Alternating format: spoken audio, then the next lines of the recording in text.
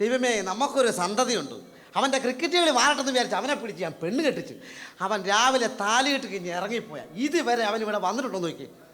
ദൈവമേ, എടാ പൗലോസേ, എന്നതാണ് ക്യാച്ചോ? Hello my dear coach. കോച്ചല്ല, നിന്റെ അച്ഛനല്ല, മനസ്സിലായോ? നിന്നെ എനിക്ക് കാണാൻ മേല, മനസ്സിലായോ? എടാ നീ എവിടെ പോയി കിടക്കുമായിരുന്നു? ഞാൻ രാവിലെ പാടി ഗ്ലൗസ് ഒക്കെ ഇട്ട് നെറ്റ് പ്രാക്ടീസ് ചെയ്യാൻ വരികയല്ലേ. നേരെ ചവനെ എഴുന്നേറ്റ് നടക്കാൻ പാടില്ലാത്ത നീ ഈ പാടും വെച്ച് കെട്ടിക്കൊണ്ട് എവിടെ ഒറ്റ ഏറ് നെറ്റ് അങ്ങ് പൊട്ടിക്കും കേട്ടോ. എടാ ആ പെണ്ണ് അവിടെ ഒറ്റ നിനക്ക് ഇന്നത്തെ ദിവസത്തിന്റെ പ്രത്യേകത അറിയാം. ഇന്ന് ഏത് ടീമായിട്ടാണ് എന്റെ മാച്ച്? മാച്ചല്ലെന്ന് ഇടാ, ഇന്ന് നിന്റെ ആദ്യ രാത്രിയാ. ഓഹോ, മനസ്സിലായില്ലേ? ഫസ്റ്റ് ആ പെണ്ണ് അവിടെ ഇരിക്കുക. ഇവിടെ ആരെങ്കിലും മിണ്ടാതെ പറയാൻ വല്ലതും ഉണ്ടോ? നീ അവിടെ പോയി, നീ അങ്ങോട്ട് വേഗം ചെന്നേ അങ്ങോട്ട്. ഓഹോ, അവിടെ ചുമ്മാ ഇരിക്കുകയാണ്. എങ്കിൽ ഞാനൊരു 6 അടിച്ചിട്ട് തന്നെ ബാക്കി കാര്യം. ഒറ്റ ഏറ് കേട്ടോ. ഒരു ഉണക്ക വാച്ചുമായിട്ട് അവൻ കയറി ചെല്ലുക. അങ്ങോട്ട് ചെല്ലു. ഡക്കാകാതിരുന്നാ കൊള്ളാം നിനക്ക് കേട്ടോ. ഈ ഈച്ചകളെ കൊണ്ട് തോറ്റു. അച്ഛനെന്നെ പഠിപ്പിക്കുന്നു പണ്ടോ. എനിക്കറിയാൻ ഡിഫെൻഡ് ചെയ്ത് നിൽക്കാൻ. ഓ, ഗ്രൗണ്ടിൽ കാത്തിരുന്ന് മുഷിഞ്ഞല്ലേ? ഗ്രൗണ്ടോ? അല്ല, ബെഡ്റൂമിൽ. മുഷിഞ്ഞു. എത്ര നേരെ ഞാൻ ഇവിടെ ഇരിക്കാൻ തുടങ്ങിയിട്ടെന്നറിയോ ചേട്ടാ? ഇന്നത്തെ ദിവസത്തിന്റെ പ്രത്യേകത എന്താണെന്നറിയോ? ഇന്നത്തെ ദിവസത്തിന്റെ പ്രത്യേകത ഇന്ന് നമ്മുടെ ആദ്യ രാത്രി അല്ലേ? അങ്ങനെ പറയരുത്. നമ്മുടെ വൺ ഡേ മാച്ച് അല്ലേ?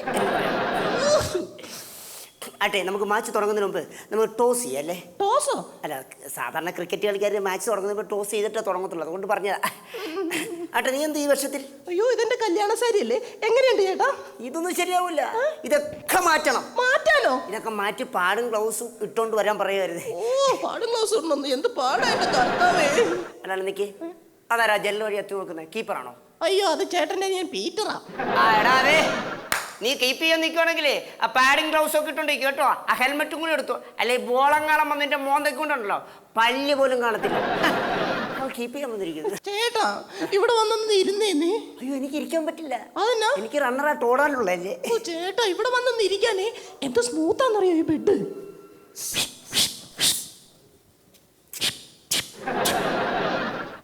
ഈ പിച്ച് ശരിയല്ല. ഈ പിച്ച് ശരിയല്ല. എന്റെ വിദഗ്ധമായ അന്വേഷണത്തിൽ ഈ പിച്ചിൽ ബോൾ ടേൺ ചെയ്യാൻ സാധ്യതയുണ്ട്. ക്രീസിൽ നിന്ന് പുറത്തിറങ്ങരുത്. ബാക്കി സ്റ്റംപിങ് നടക്കും. അങ്ങോട്ട് കയറിക്കൂ. എന്ത് ചോദിച്ചാലും ക്രിക്കറ്റ് തന്നെ, ക്രിക്കറ്റ് തന്നെ. ചേട്ടാ, ഈ പാലൊന്ന് കുടിച്ചേ. പാലോ? കൊക്കക്കോള ഇല്ല ഇവിടെ? കൊക്കക്കോളയോ? അല്ല, ക്രിക്കറ്റ് കളിക്കാർ സാധാരണ കൊക്കക്കോളയാണല്ലോ കുടിക്കാറുള്ളത്. ഇവിടെ കൊക്കക്കോളയും പെപ്സി ഒന്നും ഇല്ല. ചേട്ടന് പറ്റുമെങ്കിൽ പാലൊന്ന് കുടിച്ചേ. പാലൊക്കെ കുടിക്കാം, പക്ഷേ ഷാർജ കപ്പിലാണെങ്കിൽ മാത്രമേ കുടിക്കത്തുള്ളൂ. ഇപ്പൊ കുടിക്കാം. ഇതെന്ത് കപ്പാ? Sharjah cup? അല്ല, ഈ ഷാർജ ടൂർണമെന്റ് കേട്ടിട്ടില്ല, അതാണ്. ചേട്ടാ, എനിക്ക് ചേട്ടനോട് കുറച്ച് കാര്യങ്ങളൊക്കെ ചോദിക്കാനുണ്ട്. ഒരു മിനിറ്റ്. ഇതെന്താ ഇവിടെ ടെന്നീസ് ബോളിട്ടാണ് ക്രിക്കറ്റ് കളിക്കുന്നത്? Stitch ball? ഇത് ടെന്നീസ് ബോൾ, സ്റ്റിച്ച് ബോളൊന്നും അല്ല.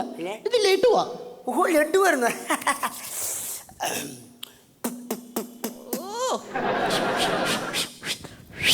അല്ല, വേണ്ട.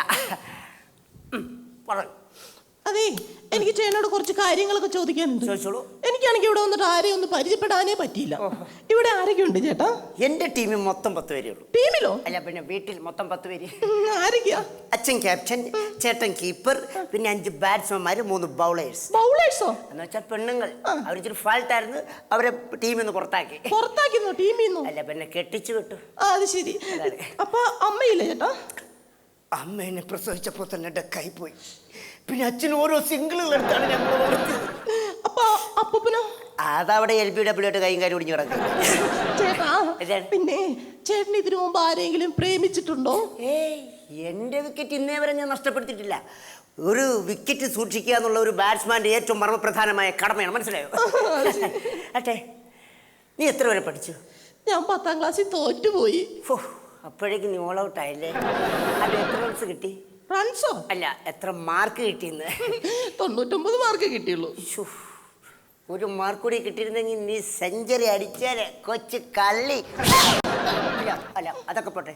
നിനക്ക് സച്ചിൻ ടെണ്ടുൽക്കറെയാണോ ഇഷ്ടം, അതോ സൗരവ് ഗാംഗുലിയാണോ ഇഷ്ടം? എനിക്ക് സച്ചിൻ ടെണ്ടുൽക്കറെ ഇഷ്ടമല്ല, സൗരവ് ഗാംഗുലിനെ ഇഷ്ടമല്ല. പിന്നെ ആരെ ഇഷ്ടം? എനിക്ക് എന്റെ കൊച്ചിന്റെ അച്ഛനെ ഇഷ്ടം. കൊച്ചിന്റെ അച്ഛൻ? ഏത് കൊച്ചിന്റെ അച്ഛൻ? എന്റെ വയറ്റിൽ വളരുന്ന കൊച്ചിന്റെ അച്ഛൻ. അത് ശരി. അപ്പോ നീ പണ്ടേക്ക് പണ്ട് വിക്കറ്റ് നഷ്ടപ്പെട്ടവളാണല്ലേ?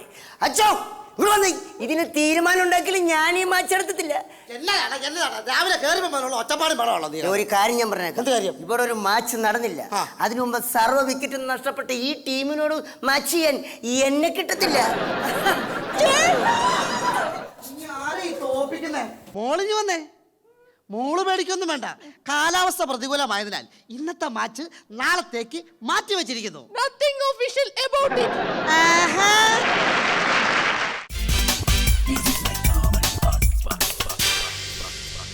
ഒരു ചെമ്മപാതയിലൂടെ നടന്നു വരുന്ന രാഗിനി അമ്മൂമ്മ, മുത്തും വിക്രമൻ, മായാവിയും.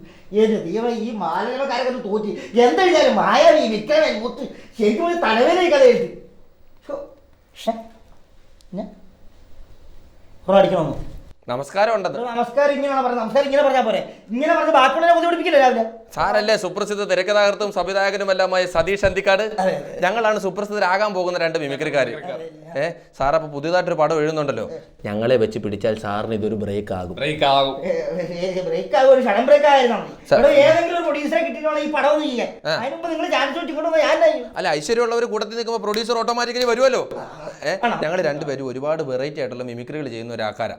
ഞങ്ങൾ സാറൊരു കാര്യം ചെയ്യും, ആദ്യം ഒന്ന് കാണ് ഞങ്ങൾ എന്താ ചെയ്യുന്നതെന്ന്. കണ്ടിട്ട് ഇഷ്ടപ്പെട്ടെങ്കിൽ മാത്രം ഞങ്ങളെ വിളിച്ചാൽ മതി, അല്ലെങ്കിൽ വിളിച്ചാലും ഞങ്ങൾ വരും. ഇപ്പൊ കുറെ സിനിമാടന്മാരുടെ ഒക്കെ ശബ്ദം കൃത്യമായിട്ട് എടുക്കും. ഇപ്പൊ സാറ് ലാലുവലച്ചനെ വെച്ച് പടം പിടിച്ചാൽ ലാലുവലച്ചന്റെ ഡബ്ബിങ് ഇവൻ ചെയ്യും. പേഴ്സുണ്ടോ സാറിന്റെ കയ്യില്? അല്ല, ചെയ്തു. പേഴ്സണലായിട്ട് ചോദിക്കുക, നീ മേടയിലിട്ടിച്ചെന്റെ മകളാണെന്ന് എനിക്ക് അറിയാഞ്ഞിട്ടല്ല.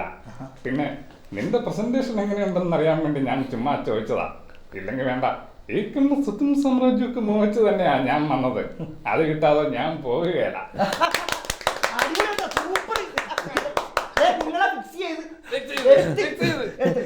നീ ചാൻസ് മോഹിച്ചല്ലേ വന്നു, സ്വത്ത് സാമ്രാജ്യം എന്നൊക്കെ ചുമ്മാ തിരിച്ചു പറയുന്നത്. അവന്റെ സാറ് ഓക്കെ സാറേ, എന്റെ കാര്യം എങ്ങനെയെങ്കിലും. സാറിന് പേടിയുണ്ടോ?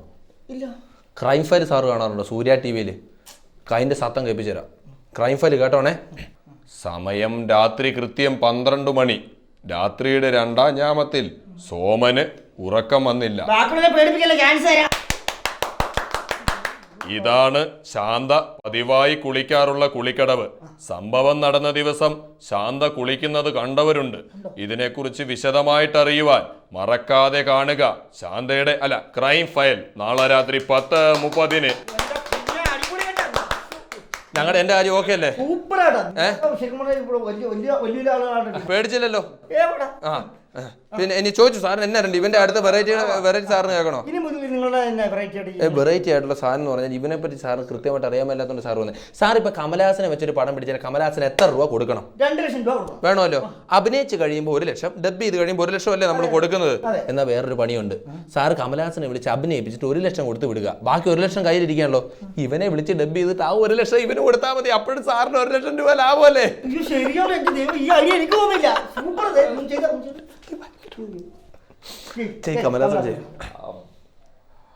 சின்ன வயசுலிருந்து எல்லாருமே நல்ல தைரியமான பிள்ளை என்று தான் சொல்லுவிதம்.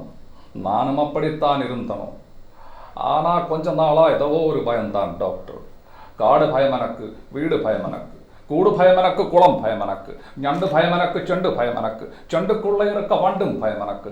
எல்லாம் சிவமயம் என்று சொல்லும் போது என்னை பொறுத்த வரைக்கும் எல்லாமே ഭയമയംதான். എനിക്ക് ഭയങ്കര ഭയമാണ്. പക്ഷേ സാറോർക്കൽ ഈ ഭയമുള്ളവരെയും വിളിച്ചുകൊണ്ടാണ് ഞാൻ വന്നതെന്ന് അങ്ങനെ വിചാരിക്കേണ്ട കാര്യമില്ല. എന്നാ കാര്യം എന്നറിയോ, ഇവൻ മിമിക്രി കോളേജിൽ നിന്ന് ഡിപ്ലോമ എടുത്തോണ്ട് വന്നവനാ. ഇങ്ങനെ വൃത്തിയുടെ കാണിച്ചാണ് ആരോട് വന്നത്?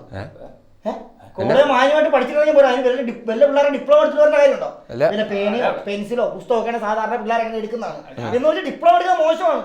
ഇപ്പൊ നിങ്ങൾ കഴിഞ്ഞ അവിടെ പഠിക്കുന്ന പിള്ളേർക്ക് പിന്നെ എന്റെ അടുത്ത് കൊടുക്കും. അവിടുന്ന് ഡിപ്ലോമ കൊടുക്കാൻ അവിടെ വേണ്ടേ? അത് അങ്ങോട്ട് സാധനം ഇങ്ങോട്ട് പറഞ്ഞ കാര്യമുള്ളൂ. അപ്പോൾ ഒരു സംവിധാനെ പോലീസിൽ പിടിച്ചോളൂ. അതല്ല പറഞ്ഞത്, ഇവൻ അങ്ങനെ അന്യന്റെ സാധനം എടുക്കുന്നവനൊന്നും അല്ല. ഇവൻ അന്യന്റെ സൗണ്ട് എടുക്കുന്നവനാ. മറ്റേ സാധനം അന്യന്റെ സാർ അന്യൻ പടം കണ്ടോ? എനിക്കൊരു പ്രൊഡ്യൂസറെ പിടിച്ചിട്ട് ഈ പടം ഇറക്കി എന്റെ പടം കാണാൻ വേണ്ടിയിരിക്കുക. സാറേ അതല്ല, വിക്രം അഭിനയിച്ച അന്യൻ എന്ന് പറഞ്ഞൊരു പടം തമിഴിൽ ഇറങ്ങി. സിനിമയെ പറ്റി വല്ല അറിയാമെങ്കിലല്ലേ നീ അന്യന്റെ സത്തം കേൾപ്പിച്ചു കൊടുക്കും.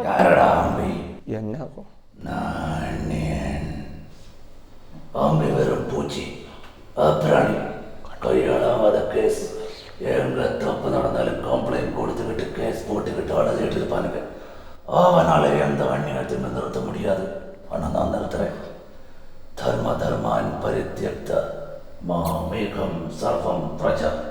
മൃത്യോന്മായേ മാപ്യസം മോക്ഷയിസ്യാമി മാക്ഷ്യസ. കുഞ്ഞിനെ അന്യനല്ല, എന്റെ അനിയൻ സൂപ്പർ സൂപ്പറാണല്ലോ. അപ്പൊ ഡേറ്റും സമം പേയ്മെന്റ് നമ്മൾ വന്ന് അഭിനയിച്ചു തരും. കാര്യത്തിൽ കൃത്യമായിട്ട് കാര്യം ചോദിക്കട്ടെ, നിങ്ങളിപ്പോ നന്നായിട്ട് മിമിക്രി ചെയ്ത് നന്നായിട്ട് പെർഫോം ചെയ്ത് നിങ്ങൾക്ക് സ്റ്റേജ് പ്രോഗ്രാം ഒക്കെ ഉണ്ടോ? സ്റ്റേജ് ഞങ്ങളുടെ ജീവിക്കുന്ന സ്റ്റേജ് പരിപാടിയും കൊണ്ടല്ലേ, ഇഷ്ടം പോലെ പരിപാടി ഉണ്ട്. ജീവിക്കാനുള്ള കാശൊക്കെ കിട്ടുമായിരിക്കും അല്ലേ? ജീവിക്കാൻ കുഴപ്പമില്ല, നമുക്ക് ജീവിച്ചു പോവാം. ഇന്നത്തെ കാലത്ത് മിമിക്രി ഉണ്ട്, 300 രൂപ കിട്ടുമായിരിക്കും. 300 10 വർഷം മുമ്പ് സാർ. ഇപ്പൊ ഞങ്ങളൊക്കെ ഭയങ്കര കോസ്റ്റ്ലി ആകും, നല്ല പേയ്മെന്റ് ഉണ്ട്. എങ്ങനെ പോയാലും 500 രൂപ കിട്ടും. 500 അല്ല, 750 രൂപ കിട്ടും ഒരു സ്റ്റേജിൽ. ഇവന് 750, എനിക്ക് 700. ഞങ്ങളുടെ രണ്ടുപേരുടെയും കൂടെ അരമണിക്കൂർ ഷോയ്ക്ക് 1500 രൂപ ഞങ്ങൾ മേടിക്കുന്നത്. എത്ര കിട്ടും? 1500 രൂപ ഞങ്ങൾക്ക് ഒരു ഇതിന് കിട്ടും. രണ്ടുപേർക്കൂടെ 1500 രൂപ. ഉവ്വ. മാസത്തിൽ 3-4 പേരുടെയൊക്കെ കാണുമായിരിക്കും. മോഞ്ഞല്ല. അപ്പൊ ബാക്കി 10-15 ആര് കളിക്കും സാറേ? ഞങ്ങൾക്ക് ഒഴിവില്ല. 25 പരിപാടി ഒരു മാസം. ഞാൻ ഉറങ്ങിയിട്ട് എത്ര ദിവസം അറിയോ? 25 പരിപാടി ഉണ്ട് സാറേ. 25 പരിപാടി ഉണ്ടോ ഒരു മാസം? ഉണ്ട്, ഈശ്വരനാണ് അത്. ഉണ്ട്.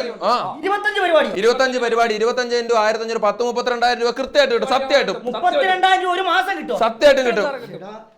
ഈ കഥ എഴുത്ത് നിർത്തി മക്കളെ, എന്നെ കൂടെ മിമിക്രിക്ക് കൊണ്ടുപോകണം.